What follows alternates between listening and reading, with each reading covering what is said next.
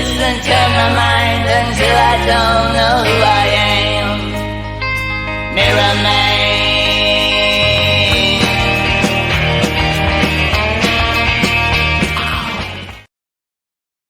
Good afternoon and welcome to, I would usually at this point say it's a Patreon exclusive, but no. We rewrote the book on this one, okay? This is a Johnny's Ratings, which is always usually only for our patrons. But something special happened yesterday. So I decided to jump on and do a Johnny's Ratings for the all-time classic that we witnessed yesterday at home at the Emirates to Europe's most successful team, Real Madrid. And they got bullied. They got beaten up. They won't want to come back. Played them 3 times in Europe. They've lost twice. Never scored a goal. And yeah, I mean, we're a nightmare matchup for them. And they're not happy with what happened. But guess what? This is what happens when you mess with the Arsenal. So let me just break down exactly what the hell is going on here, people. As I say, this is usually a Patreon exclusive, but I thought it's time to get our ratings out there for the rest of the world to enjoy, okay? For people that are not a patron of ours, this will be your first Johnny's Rating, so let me break down what's going to happen. First things first, I'm going to jump in and give you some thoughts about the game. I was at the game yesterday, so a lot of what it was like to be in the ground, what I made of the game, but also where I think it leaves us after that. Then we're going to look at some of the match stats. Then we're going to jump into my ratings, and then we're just going to continue to bask in the glow. So let's get into it, shall we? At the game, I've got to say the atmosphere was sizzling, absolutely sizzling. It was interesting, actually. There's a couple of things that the Arsenal did, like they turned all the screens off, in the concourse and stuff while the game was on, and they literally say, "The team needs your support. Get yourselves out there." And I mean, I only knew that because the game, the half was finishing anyway, and I ran to the toilet because I was busting. I didn't let the boys down. I was singing my heart out. But stuff like that is important. For too long, our home advantage has not been, beneficial enough. We've had quiet grounds. We've not been able to intimidate rival teams when they come in. Yesterday, we had a bit of that edge, a bit of that spite, and not in a nasty way, but I saw at points there were, when the Real Madrid players won the ball, people getting booed. Stuff like that is allowed, You can just make it hard for them, make it a bit uncomfortable. And it felt like that. It felt like they were like, "Oh, we're in a big game here," and they were, and they knew that the beats were going to keep coming. You know what I mean? They cut by the end, they were covering up, waiting for the referee to stop it. And obviously, you get people running around getting frustrated in the form of Camavinga getting himself sent off because he didn't want to be on the pitch anymore. Because no matter what, they couldn't stop the blows coming. And we got ourselves into a little bit of a habit, haven't we, in the Champions League, in knockout games of, I'll get onto it in a second about where I think it leaves the tie, but we're sucking the fun out of the Champions League for teams that we play. PSV, second leg, no point in turning up. We've got kids out there. We've got Raheem Sterling playing 90 minutes. And Real Madrid, of course, we're going to have to go and be buttoned up out there in the Bernabeu. But at the end of the day, they will have. It will be a club with that storied history would have to have the most remarkable night and a turnaround that they, in their club's history, have never done. They've never come back from 3-0 down in the first leg. So history, at least, would suggest that they're going out. And they've been soundly beaten. No complaints. I was pleased to see even Jude Bellingham, I don't really know why some people don't like him, but whatever. He speaks really well. After the game, no excuses. Yeah, better than us. Yes, there was special from Declan Rice, but not many times you come off the field 3-0 down and people saying your keeper's played really well. And Thibaut Courtois has kept the score down because it could have got really out of hand. It's pulling out worldy saves, a number of them. 5-0 would not have been overly flattering on us. It was a dominant display. And I do want to pay homage to the fans that were in the stadium, because We absolutely gave it. We absolutely gave it. The energy was there. There was a moment towards the end of the first half where you're like, oh, you know, are we going to capitalise on this? Are we going to, you know, score a goal in this game? I know in the before the whistle, I'd spoken to Pete, and Pete was like, oh, I'd take a 0-0 and stuff. Not for me. You had to win this game. You had to get your home, you know, get that home advantage, because going out there trying to have to beat them, it's just, it would be a tall order. Not to say we couldn't have done it, but you don't want to be going out there when you can't score at home and then having to go out there and score. We don't need to worry about those scenarios because we absolutely smacked them up. And they won't fancy the second leg. They'll try, of course, but they won't fancy it because we didn't give them any encouragement. And shout out to Nick in Ireland, who hooked me up with the ticket. A member of our Patreon and Discord. If you aren't a member of our Patreon and you're liking stuff like this, get over to patreon.com/the Arsenal Opinion. Sign up, become a member. I was chatting to Nick throughout the game and I said, you know, we're 3-0 up at one point, and I'm like, it is so important that we don't just concede a cheap goal here, because that would have breathed life into them. Give them a little bit of encouragement. Oh, right now it's only 2 goals. There's no life. There's no encouragement. If anything, you just got one of your best players sent off. So they've got to pick themselves up. But, you know, second legs against Arsenal, it's hard to get up for. Ask PSV. An amazing, amazing performance. Listen, we're going to jump into the ratings in a second anyway. If anyone's, you know, got some irrational phobia of really high numbers on a scale of 0 to 10, then look away, because there's going to be a lot of big numbers, big scores coming out here. To a man, exceptional. What a performance that was. One of the best of my life. One of the very best of my life. So let's jump into the match stats, shall we, people? Here we go.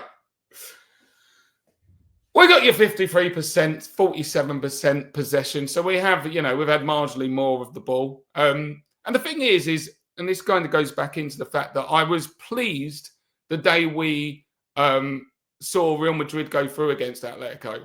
I did think Atletico would have been a bit more of a nightmare lineup for us. They would have just basically been, you know, they're Everton, like, on heat. They're going to do low blocks, and they've got better players to hit you on the counter. And that would have been a problem for us, I think. Not to say we couldn't have done them, but it would have been much closer. Real Madrid were always going to dig in. They tried to defend deep, but then they were going to hit us on the break. But they're not as good defensively. Nowhere near. They're not as well organised. Some of the plans out there, you know, leaving David Alaba alone with Saka, thank you very much. Leave the fox in the chicken coop. And Saka had his way. What a wonderful day. What a wonderful day. Let's jump into those expected goals. 1.64. And I mean, you can see it's obviously lower than the fact we scored 3-0. It's because people are bending in 30-yard free kicks. What's your XG on that, Declan? Don't worry about it. Don't worry about it. Worry about balls flying in the top corner. Don't bother diving, keeper. Anyway, big chances too. Again, not the ones that Declan had. In fact, I'm pretty sure you don't always know which ones they're classified as big chances. I'm pretty sure the big chances were the ones that got saved. Thibaut Courtois making big saves from Moreno at one point. One's getting cleared off the line as well. XG on target 2.76, and non-penalty XG 1.64. But either way, it looks convincing because it was. Looking in the individual player stats as well. Couple of things just to point out. Urian Timber leading the team with tackles, 4 tackles in there, getting stuck in. Thomas Partey not far behind with 3. Shots on target. I mean, what are you doing, Declan? 5 shots, 4 on target. You've got, who's the other one that jumped out at me? And Mikel Moreno. 3 shots, 3 on target. Clinical. We'll get to him in a bit. So let's jump into the ratings now, shall we, people? Starting off with David Raya. It's an 8.5. You know, arguably could be higher, but it's just a case of trying to leave room for people who, everyone was excellent, and there's just some people that were even a little bit more excellent. When what he was called for, dealt with handily. I mean, to be honest, even as I say this, and this happens sometimes on Johnny's ratings, I talk myself into a change of rating, and it won't matter. I don't have to do the spreadsheet for this one because it's only in the Premier League. I think David Raya is actually a 9. I've given him an 8.5, but he's made 5 saves in there. I'm pretty sure it was 5 saves. Let me just double check. No, 4 saves. And what he also did in the game was he was very quick off his line. So he added that extra comfort blanket to us, like being able to sweep up in behind, because that's what Real Madrid were clearly coming to do. We could all see it. And David Raya was very hip to it, very quick to get out and snuff out chances. And when he was called upon, Kylian Mbappé in the first half, you know, it's a big moment. You're through, big save. Don't worry about me. Don't panic. This guy is absolutely one of the world's best. He's been the best keeper in the league this season, I think, easily. Certainly Alisson's been excellent as well, but David Raya has been the standout goalkeeper. In this competition, he's, you know, I don't think there really are any equals. Many games he's just, you know, got us through. I'm thinking about Atalanta away. Just been an absolute revelation this year. And he's continued his monster season. Do not look at the screen anymore, people. It's not an 8.5. I'm changing it. It's a 9. Moving on. You're on to your defence. And again, forgive me, guys, but there's some big numbers because they're all deserving. Here's your back line. It's MLS, Myles Lewis-Skelly, Jakub Kiwior, Big Bill Saliba, and Jurrien Timber. So let's start with MLS Miles. And it might as well be Miles Morales because the guy is a superhero. It's not normal. It's literally, it's not normal what this guy is doing. Let me just, I did want to check something for his actual, you know, age, where like when he's 18 obviously, but he's not even 19 till September. It's not normal for an 18-year-old to be behaving like this. It isn't. It's bonkers. They shouldn't really be able to do this. Now, it's a 9.5 for Myles Lewis-Skelly, but he came close to a 10, and the only reason he's dropped short of a 10, you know, when you're nitpicking, there was one little mistake in the first half that, forgive me if I'm misremembering it, I did have several beers, but I think the Kylian Mbappé chance did come from an errant pass by Miles. That was one little bit of sloppy play, but I mean, you know, again, we're nitpicking here in really rarefied air. I thought the guy was absolutely outstanding. And there's only really one other player on the pitch who I thought had a better contribution than him. He's stepping into midfield against Luka Modric. You know, and I know Luka's, you know, he's past his prime. Amazing he's still playing witchcraft. But you've got a young buck in here who is showing you that it's not all just youthful exuberance. The quality is just so immense. He steps in, he's running away from midfielders. Don't try and catch me, guys. I'm too big, I'm too strong. And how's my defending? Doesn't matter who you want out here. Rodrigo can't get a sniff. Too strong in one-on-ones. I'm as quick as you. I defend well. But again, I'm going to give you nightmares when you're running back towards your own goal because I'm stepping in, I'm running past people. Distribution. You look at the assist for the Mikel Moreno goal. That's just ambition, aggression. A guy who refuses to take no for an answer. He shouldn't be able to do it, mate. You shouldn't. You're 18 years old, 19 in September, and you're taking the piss out of Real Madrid. This guy thinks he's... The thing is, you wonder with guys like Miles because they must sit there and think, this football game's easy. I'm only a kid and I'm already just like tanking Europe's finest, just smashing them. Like, when do the challenges arrive? You know what I mean? Erling Haaland, who the fuck are you? Yeah? Google me, baby. England international, scoring on your debut. Real Madrid, they're good. Not when I'm around. Too good. It's an absolutely outstanding performance from this boy.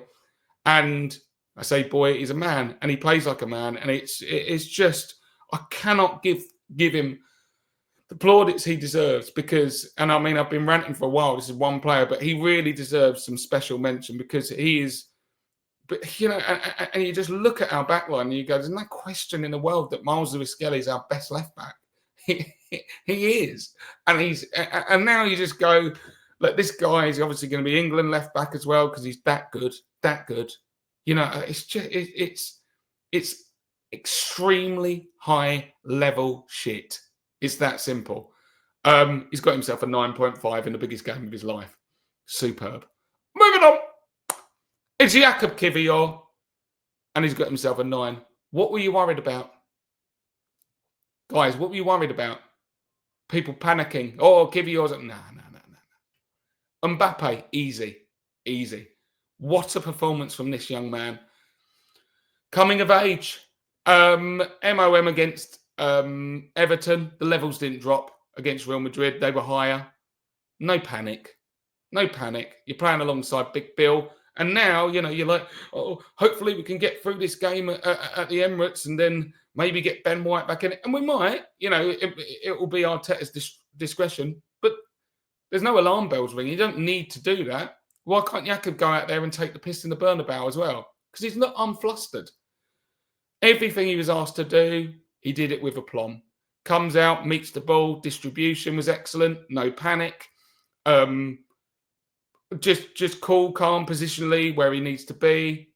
Top tier. And, you know, you need players like this. Everyone's got to lean on the squad. I know we can, it's a separate pod when we talk about our injuries this season, but the reality is every club gets injuries. And you are going to have to lean on your squad. That's the way it goes down.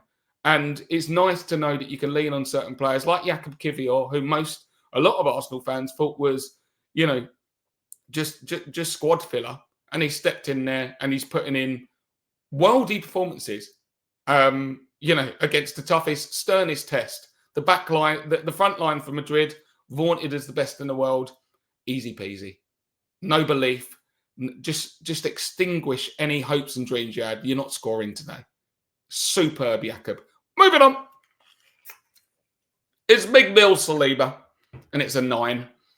And again, you know, if anyone wants to jump on and be like, oh, Johnny, you've been harsh on these guys. I get it. But you just got to leave a little bit of room for, you know, demarcation between. Everyone was excellent, but there was just some people that had a little bit extra sauce, and that's all it is. I thought Saliba was an absolute tank, colossus. And he's dealing with Kylian, and obviously there was that one moment, nothing to do with Bill. It's just good defending, if anything, from Bill when Kylian got through. But apart from that, don't bother with 50-50s, mate, because I'm stronger than you, and I'm not scared of your pace. Because as long as I'm, you know, shoulder to shoulder with you, I can stay with you. Because he's shown you in the past, just a big bully, and you know, Saliba has admitted this year he's fallen below the standards that he set last year in the shape that I don't actually think he's been the best defender at the club this year, and that has been Gabriel, the outstanding, and in terms of centre half. But this was him at his best, world class. You know, I certainly, you know, he might have dipped a little bit. I think he's still the best in the world. If you want to argue Virgil van Dijk based on this year or Gabriel, that's your conversation. But when he plays like this, it's tough to look past him. An absolute juggernaut. And he had an outstanding game. Moving on. It's Urian, the straitjacket Timber. And you put him out there, and he says, he's like a pit bull, and he basically says, right, whose evening do you want me to ruin? And unfortunately for Vinicius, it was his, because he hasn't had a sniff, because the straitjacket was on him. Handcuffs. You're not involved in the game because Urian doesn't want you to be. If you take a touch, I'm on you. If I get the ball, I'm cool, I'm calm, I can step in, I can play. Led the team in tackles. Spoiler. Evening ruiner. Absolute beast. Now listen, one of the reasons why I do Johnny's ratings, again, sign up at patreon.com/the Arsenal Opinion, is because time can tint people's memories in terms of performers. Like if I asked, you know, you listening to this now, you know, who was the best player in our second game of the season? Most people are like, I don't know, off the top of your head, you know, but I kind of keep a running log of at least who I feel, their performances. And I say that because a lot of people are rightly giving Gabriel the flowers he deserves this year. He's been outstanding. But they talk like there's a big gap from Gabriel to anyone else this year. Not true. Jurrien Timber's been a nutcase, and it's not new. It's been going on for a long time. An absolute nutcase. Completely consistent, just a bully, shutting people down. Ask Mohamed Salah about playing against Jurrien Timber. The guy was a ghost, just not involved in the game. Timber comes off, suddenly Mohamed Salah's just destroying us. He's a straitjacket. He shuts people down, and when you have a player like that who can move along the back line, where do you want me? Right back, left back, centre half? He's a freak. He's a freak in a good way. And I thought it was just an absolute outstanding performance yesterday, and just completely, as I say, took away Vinicius. Vinicius is not going to enjoy playing the second leg. I would borderline say Jurrien Timber is as important player as we have nowadays. He's just so vital. 9.5. Moving on. What did you expect? Here's your midfield. Big Deck Energy, Thomas Partey, and Martin Ødegaard, captain. So let's talk about Big Deck Energy. What do you expect? Obviously, it's a 10 out of 10. Because what you saw out there was Roy of the Rovers, a guy who basically looked like he was playing FIFA, turned the difficulty down, turned FIFA tutorials on, where you can see where you're aiming your free kicks, because he started putting out world-class content for us. Thibaut Courtois was having a good game. He's massive as well. Big Louis Theroux character, flinging himself around the goal. Don't bother diving.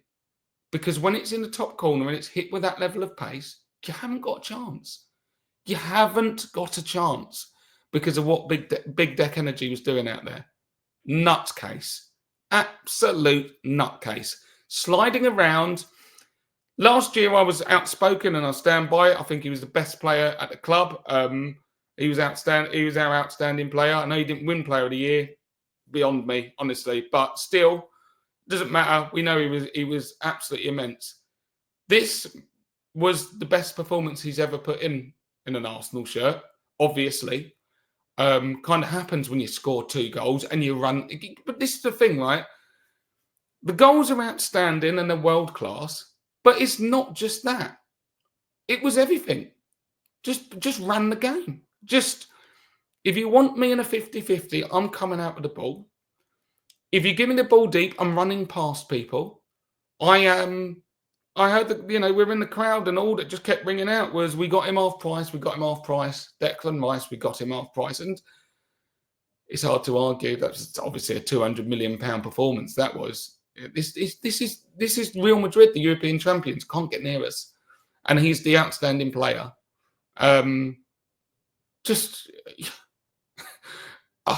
Dios mio, honestly, Dios mio. The second free kick is an absolute liberty. And one of your favourite things, I know I won't be alone in consuming quite a lot of Arsenal content today. Do check out Rival Fans watching those goals go in. Really enjoyable. Some of them are distraught because they realise that we've arrived in a big moment. And last year, Bayern Munich, too much for us. Players weren't ready to for the big stage. They're ready now. They're wrecking people in the first leg, just wrecking people.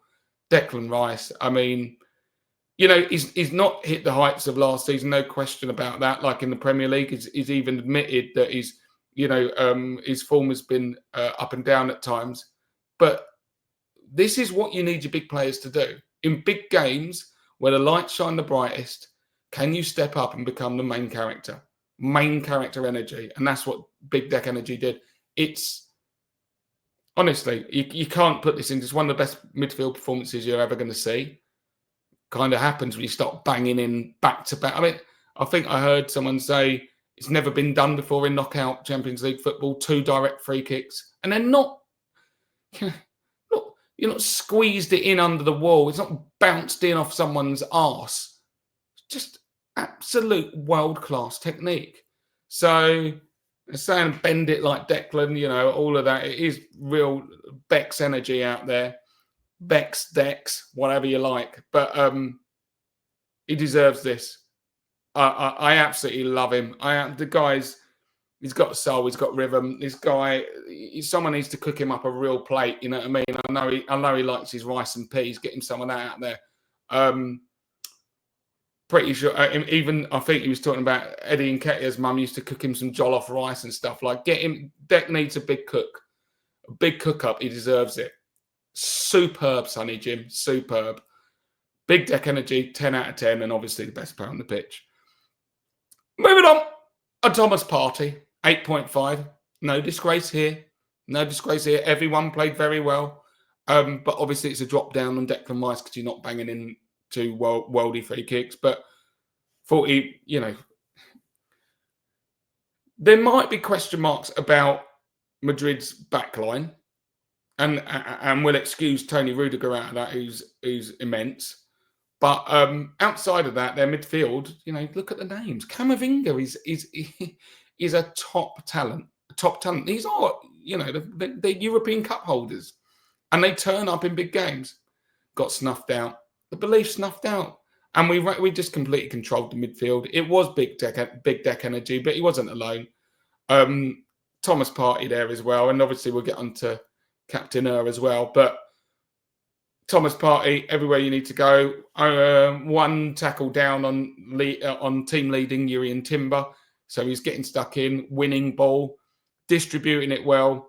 The first half was even a little bit more tense, but when we really took over, they just couldn't live with us. And when you look at our midfield like that, it's a sight to behold. Fantastic performance from Thomas Partey in, again, everyone's biggest game of the season. And let's face it, many of these players, it's the biggest game of their career so far. And they all shone. It's fantastic. It's an 8.5 for Thomas Partey. Moving on. A captain, he's got himself an 8. Very good performance. Led the press well. Good running. Some great running. Harrying. You can start to see the germ of the relationship with Bukayo coming back. You can see it's been a little bit of teething problems. Obviously, Bukayo's not even starting all the games. He's been coming and going, and Ødegaard's form has been patchy, let's be clear. But I think that now Bukayo's back, you're going to start seeing a better Martin Ødegaard out there. One thing he'll always give you is effort, always running around, herring around. It's just his overall performances that have dropped below his level. But I thought this was much more like it. Anyone involved in this team display can be very proud of what they put together. And I thought he was, you know, a key part of what we did well yesterday. It's an 8. Moving on. Here's your forward line.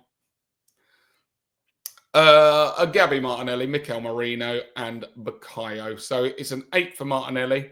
Like Ødegaard, I thought Gabby was decent. He was a bright spark. Drew a good save from Courtois in the second half. And to be honest, and this is not a critique because everyone played very well. There were moments in the first half where it's like, I see the ball just flashing across the box. And considering one of my gripes with Martinelli has been in recent times decision-making, whereas Bukayo Saka, 90 times out of 100, he makes the right call.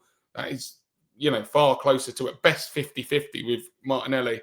And I think he could be a bit smarter with the way he could run. So when Saka's beating his man and flashing balls across, can you not be arriving at the back post there? He did meet one in the end, but I think there was some, you know, extra meat on the bone that Gabby could have had even more joy in this game. But he played well and he was a real handful. The Madrid fullbacks just, they were not enjoying their afternoon. He's burning them for pace. He created a lot of danger.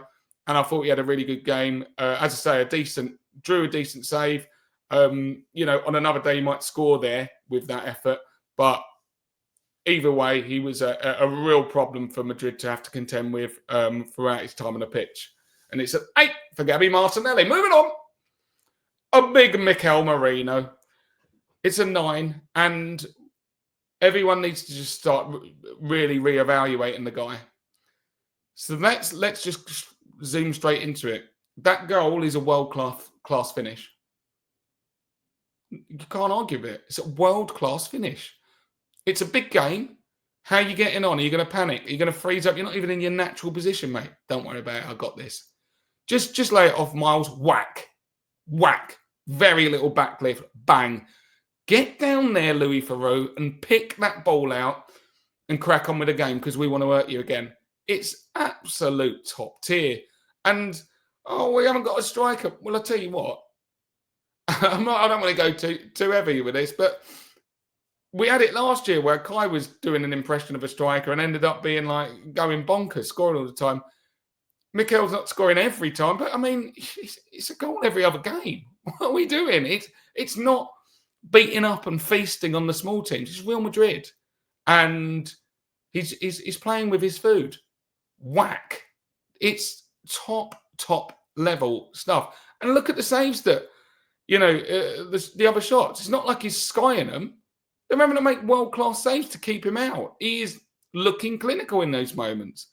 And he's saving his best for the biggest stage. You have to credit the man. I thought it was an absolute superb performance from Mikel Moreno. And how far does this go? Obviously, for the rest of the season, he's playing up top. It just feels like it's starting to become more and more natural to him in that position. Whereas before it was like, bit of a flash in the pan. Is this going to... Now it's like, no, because he plays up top. And when he does, he's a menace. And if you give him good service, he can score goals. One of the better finishers at the club.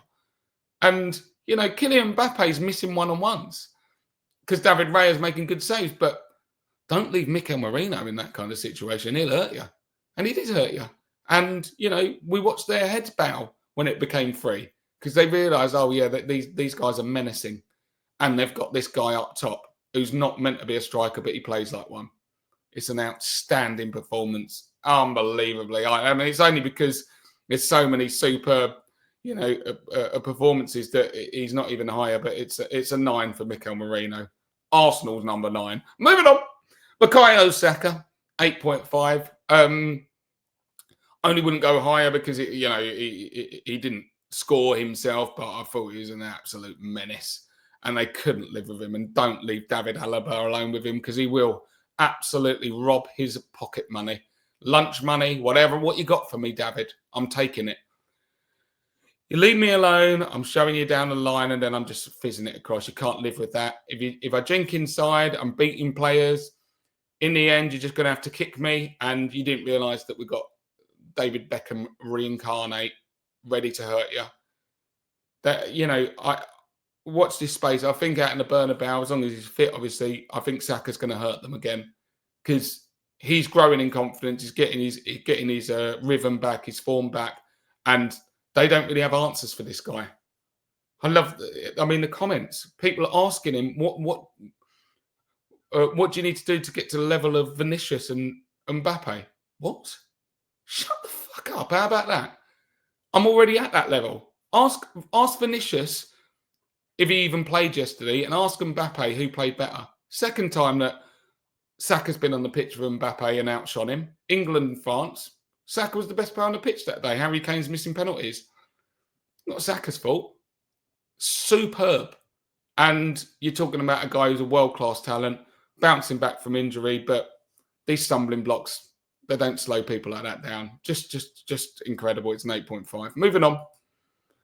Here's your subs, and we won't dwell on them for too long. It's a 7 for Leandro Trossard. Came on, solid, added to the team display. I don't want to down with faint praise here and go even higher. It was good. It was a good little cameo when he came on and kept the energy levels high. So it's a 7 for him. Kieran Tierney, 7.5. I mean, he had even less time, but maybe it's my soft spot for the Tesco bag carrying Kieran Tierney, KT.